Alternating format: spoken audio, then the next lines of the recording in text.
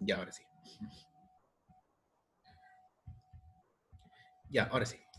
Como le decía, entonces, en los primeros años de la República Peruana, los militares que habían participado en la guerra de la independencia se sintieron con el derecho de ser ellos los dignos o los soberanos o los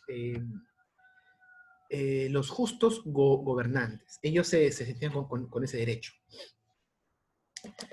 Así que no se formó un grupo político y por lo tanto no se formó una idea de Estado-nación. Ahora, este tema de Estado-nación es un tema muy complejo, que es un tema que se analiza en las universidades, pero yo te voy a tratar de hacer en pocas palabras. Hay estados, hay países, mejor dicho, hay países que se conforman bajo un Estado-nación. Es decir, por ejemplo, Japón es un Estado-nación, ¿no? Son un solo idioma, una sola religión, una sola cultura, una sola etnia. Algunos dicen raza, ¿no? Pero ya te he dicho que raza, ese término no sirve para nada, no es ni científico ni nada. Es una sola etnia, una sola cultura, un solo idioma. Y ellos viven bajo un territorio, ¿no? Es un Estado-nación. Ahora, ¿qué pasa con el Perú?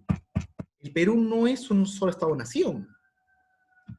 ¿Por qué? Porque en el Perú se hablan muchos idiomas, hay muchas etnias, hay muchas culturas, hay diversidad territorial, diversidad étnica, diversidad lingüística.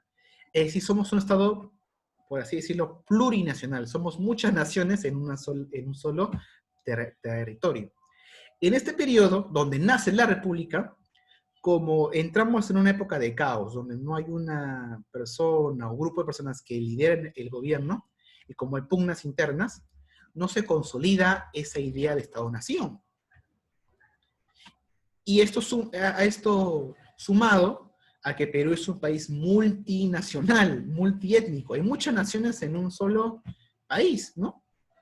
Los aymaras, los chipivos, los conivos, los quechuas, los que descendemos ya de los criollos con los mestizos, los andinos. Entonces no se ha consolidado ese Estado-nación como uno solo. Tenemos la idea de Estado Perú, ¿no? Tu bandera, tu himno, claro. Pero no se reconoce también las otras nacionalidades del Perú. En este momento, por lo menos, no se les reconoció. Entonces, esto es un problema que hasta el día de hoy se está tallando. Porque a partir de este momento se entiende de que el Perú no se formó como un Estado-nación soberano, libre, consolidado, ¿no? Con el tiempo, ya en el Perú actual, ya este tema de plurinacional, de muchas naciones en el Perú, ya se está un poco mezclando, porque una persona ahora que vive en Lima es descendiente de quechuas y de chipivos, y descendiente de aymaras y de gente del norte, o sea, hay una mezcla. Eso tal vez en un futuro de pie a que se formen otro tipo de nacionalidad, pero ese ya es un tema ya más extenso. La idea cuál es? Que en este momento no se conformó un plan nacional, no se conformó una idea, un proyecto de Estado-nación. Seguían con lo mismo tema del virreinato, ¿no? Criollos, mestizos, indígenas, y ese problema, como no se transformó en ese momento, se va a tallar y se va a mantener hasta el día de hoy. ¿Por qué en el Perú hay discriminación? En parte también por esto, porque en el reinato los que gobernaban eran los españoles. Después cuando llegaron los criollos, se pelearon entre ellos y ellos eran los que gobernaban. Y seguían cobrando impuestos a los indígenas. Es decir, los indígenas eran vistos como gente extraña, como gente que no pertenece al país. Cosa que es todo lo contrario, el Perú desde que nació es un país indígena, somos un país indígena, ¿no? Por cultura y por formación. Pero desde ese momento se vio a los indígenas como alguien externo, ¿no? Y ahí fue donde nació todo el problema de la discriminación, que el poder se mantuvo así estratificado, no se conformó un Estado sólido como nación. Y ahí empezó todos los problemas que nosotros nos estamos encargando ahora de cambiar, ¿sí? Ya, entramos en una época de constante anarquía. Se va Bolívar, el Congreso elige a José de la Mar. Hay dos candidatos, A ver, el Congreso lo vuelve a tomar Javier Luna Pizarro y tiene dos candidatos. José de la Mar y Andrés de Santa Cruz. Dato, ninguno de los dos era peruano. Él era José de la Mar era de Cuenca, que en ese tiempo pertenecía a la Gran Colombia, ahora pertenece a Ecuador. Y Andrés de Santa Cruz era boliviano.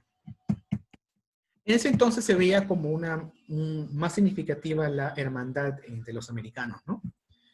Pero bueno, siempre traía consigo ciertas rencillas, ¿no? Entre los políticos, entre los militares. Entonces se elige a este presidente, a José de la Mar, y entramos oficialmente al primer militarismo, conocido como el militarismo de la victoria. ¿Por qué? Porque gobernaron los que habían participado en la guerra de la independencia y habían triunfado. Por eso se sintieron con el derecho moral de gobernar. Ahora, ¿cuál fue el problema de José de la Mar? Que José de la Mar tuvo un gran problema con sus vecinos. En ese momento nuestros vecinos eran por el sur, el estado de Bolivia, y por el norte, la Gran Colombia. Eran dos estados que estaban al mando de las fuerzas bolivarianas. Simón Bolívar estaba en la Gran Colombia, y Antonio José Sucre estaba en el gobierno de Bolivia. Y los dos veían ahora como enemigo al Perú. ¿Por qué? Porque tú sabrás que Bolívar buscaba unir a todos estos países en una gran confederación, ¿no? La Confederación de los Andes. Cosa que luego no se pudo lograr. Pero en medio, el que le impedía a Bolívar hacer su confederación era Perú, porque Perú estaba en el medio de Colombia y de Bolivia. Entonces, Bolívar y Sucre, que eran dos prácticamente socios, quisieron terminar con todo poder expansionista del Perú. ¿Cómo que expansionista? Tú dirás, bueno, en un comienzo la Gran Colombia reclamó los territorios de Tumbes, Jaén y Maynas. No, de Guayaquil, Jaén y Maynas, ¿de acuerdo? Zonas que el Perú se adjudicaba como suyo. Perú reclamaba esas zonas como suyas.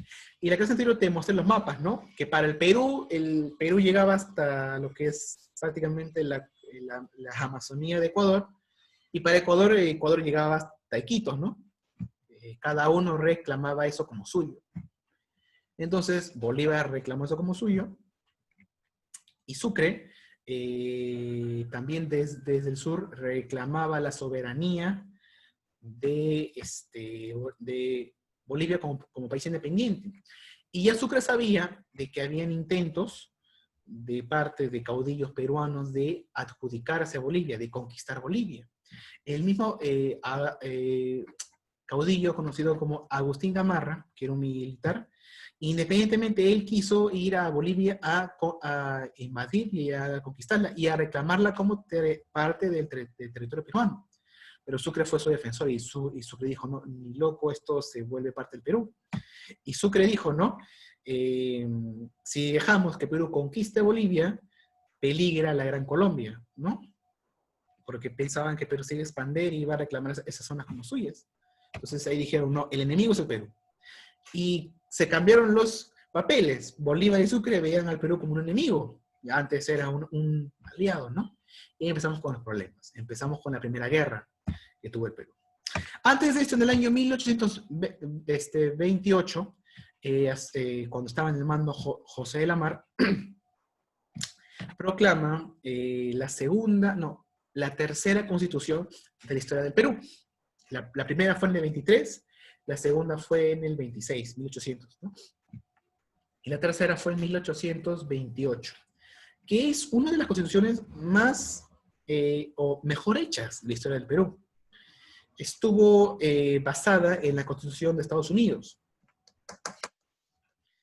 Y ahí también está otro problema, que en el comienzo el Perú, o las constituciones, o bueno, en general el Estado, no tomó,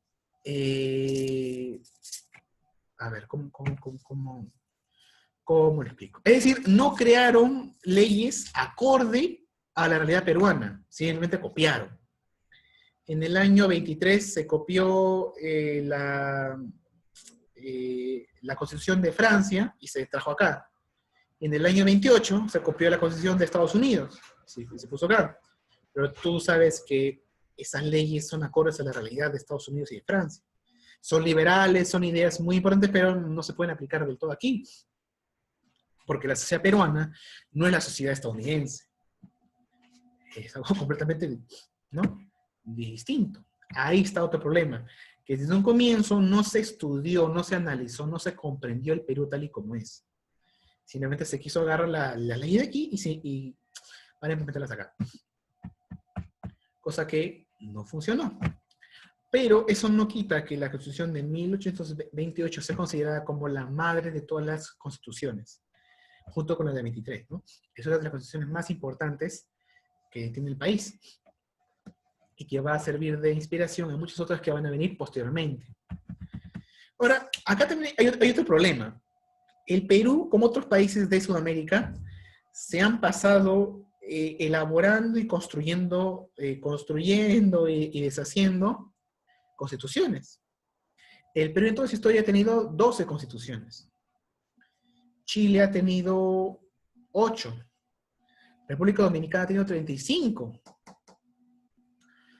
Argentina también ha tenido algo de 14 constituciones. Y Estados Unidos solamente ha tenido una constitución en toda su historia. Desde la época de Washington hasta la época de Donald Trump, o sea, hasta la época de Obama, o sea, toda la historia, han tenido solamente una constitución, desde que declararon su independencia. A través del tiempo han hecho reformas, han cambiado cosas, ¿no? Pero es la misma, esencialmente es la misma. ¿Qué pasa acá en Latinoamérica o en el Perú?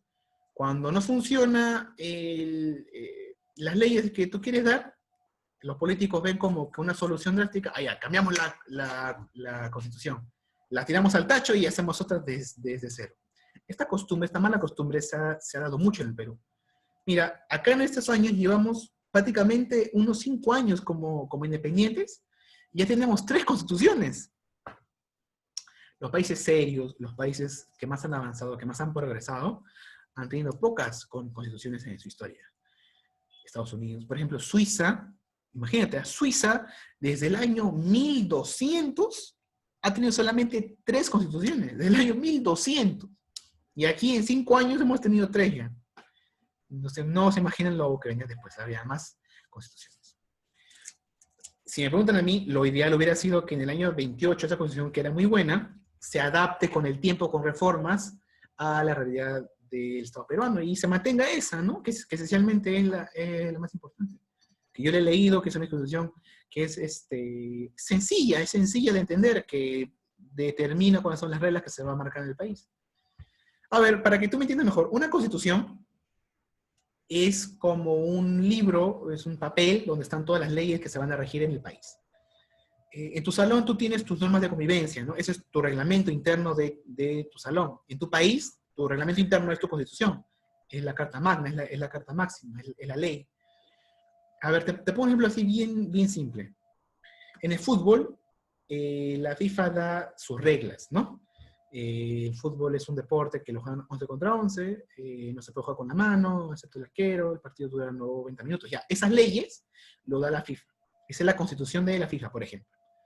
Ahora, imagínate que los jugadores no respeten esas leyes, o tergiversen y no funcione y salgan mal los partidos y los jugadores no respetan las leyes.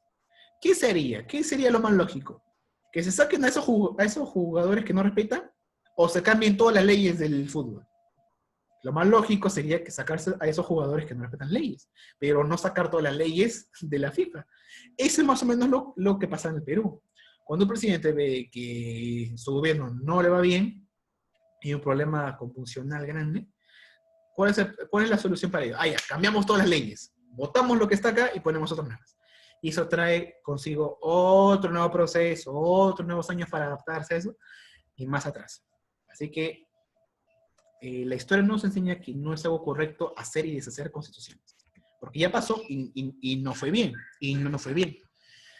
Lamarck se enfrentó con la guerra, en qué iba? Se me perdió. Ya. La MAR enfrentó la primera guerra que tuvo el Perú, que fue contra la Gran Colombia. Perú, por así decirlo, quedamos empates, porque tuvimos dos enfrentamientos en Guayaquil con el general Guise, y se quedó en un pacto, ¿no? En el cual se reconozcan ambas partes y se quedó todo así como estaba antes. Pero se formó un triunvirato, que en la cabeza estaba Agustín Gamarra. Y Agustín Gamarra hizo un pacto para sacar del poder a la MAR. Y acá viene lo que yo te decía. Estos presidentes se pelean entre ellos porque quieren el poder. Uno quiere sacarlo al otro para que ellos estén en el poder, ¿no? ¿Y cuál fue la justificación de Gamarra para sacar a la MAR? El pacto que había hecho con la Gran Colombia. Es decir, como se había quedado empate y como no se había logrado nada y había perdido plata, dijeron, no, esto no puede ser posible, hay que sacarlo del poder, y Gamarra hizo un golpe de Estado y llegó al poder. En este periodo de la historia vamos a ver muchos golpes de Estado, mucha anarquía. Y vuelvo al mismo concepto. ¿Qué significa anarquía? Anarquía significa cuando no hay orden, desorden, ¿de acuerdo? Nada más. Ya. Ahora, con Gamarra hay ciertas avances importantes, ¿no? Mejora el ejército y también crea el departamento de Loreto. Pero ahora, el Perú no nos olvidamos que sigue en una fuerte crisis. Hay una crisis muy grande. Y los presidentes siguen costeando guerras. Esto va a traer consigo que cuando asuma el poder José Luis de Orbegoso se da cuenta de que ahora tiene rivales más importantes, como no solamente la deuda, sino también el caso de Bolivia.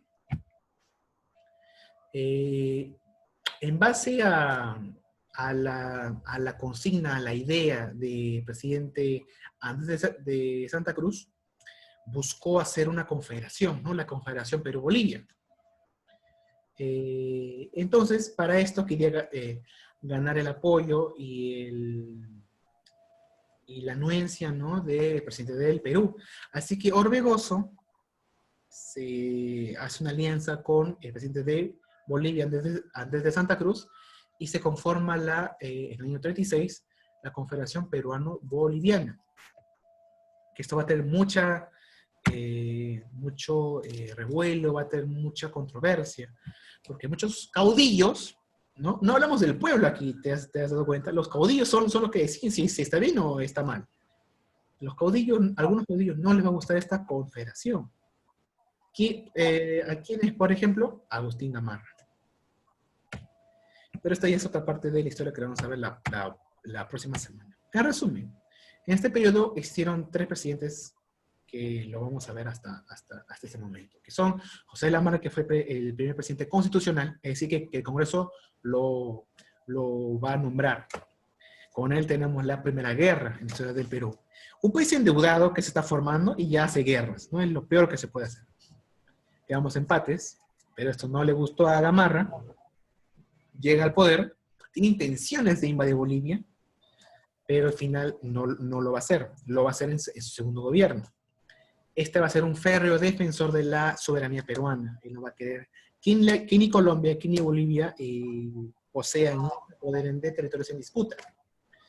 Y luego Orbegoso, cuando llega al poder, ya pacta con con Andrés de Santa Cruz y se logra la famosa confederación. Se une Perú y Bolivia. Cosa que no le va a gustar a quién, a él, Agustín Gamarra. Pero eso lo vamos a estudiar la próxima semana. En conclusión, los años del primer militarismo se marcaron ¿por qué? O estuvieron caracterizados por la anarquía. Los gobiernos no terminaban su periodo, entraban a la fuerza. El único que entró con consenso constitucional fue José de la Mara, porque el Congreso lo eligió. Pero luego, mediante golpe de Estado, van a entrar más presidentes y van a haber más conflictos. Entonces, la palabra que va a englobar este periodo va a ser la anarquía. ¿Qué significa anarquía? Cuando no hay poder, cuando no hay control. Mientras tanto, los principales problemas del país, como la crisis económica, como la identidad nacional, conformar un Estado-nación, y hacer que se vuelva a producir o que se desarrolle el aparato productivo económico, eso se va a dejar de lado. Ahora lo importante para los militares es ganar guerras, gestionarse guerras y llegar al poder. Cosa que nos va a costar muy caro. Porque esto se va a perder hasta Ramón Castilla, en el año 41 casi. Y ya va a entrar mediante elecciones, se realizan las primeras elecciones, y luego se va a entrar a otro periodo en la historia del Perú, que ya lo vamos a estudiar posteriormente. Bueno, jóvenes, acá lo dejamos. Como conclusión, algunos dicen, o algunos piensan de que estudiar la historia del Perú republicano es algo triste, es algo que te da mucha cólera, ¿no? Porque ves muchas cosas que te dan cólera, ¿no? Caudillos que pelean por el poder mientras no hacen nada por el Estado, guerras que nos va a costar caro. Pero ¿cuál es la intención? Es lo que yo te decía. Si no se conoce la historia, no puedes tú tomar decisiones cuando tú tengas crisis. Cuando tú llegues a un momento donde estés en crisis, con la ayuda de la historia te vas a poder tener más respuestas.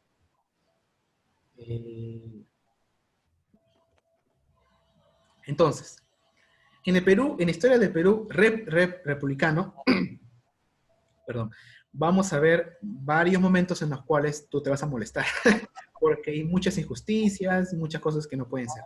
Pero ¿cuál es la intención? Aprender de ello para no repetirlo, para que cuando tú llegues a una edad donde tú elijas y decidas, optes por lo mejor y construyas un nuevo país. Ese es el objetivo, esa es la intención por la cual se enseña historia. No es para que te molestes con tu país. Y yo te pongo el ejemplo.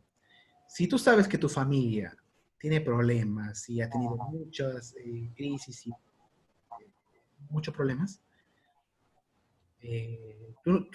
¿cuál es lo mejor? Lo mejor no es irte de tu casa, es solucionar tu problema, ¿cierto?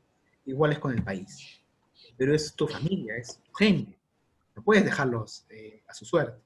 Tienes que tratar de hacer en tu posición en donde estés, tratar de aportar algo para mejorar eso.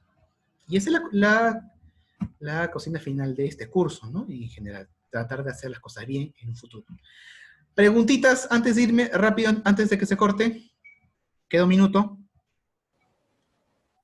Profe, entonces Y, pues eso se quiere decir que para esos tiempos las cosas se tenían que hacer bien, si no había pues un castigo o algo. todavía no existen lo que son los derechos humanos. Muy buena pregunta. En este momento, el general, cuando está en el poder, es el que decide todo. Acá no existe lo que se conoce como los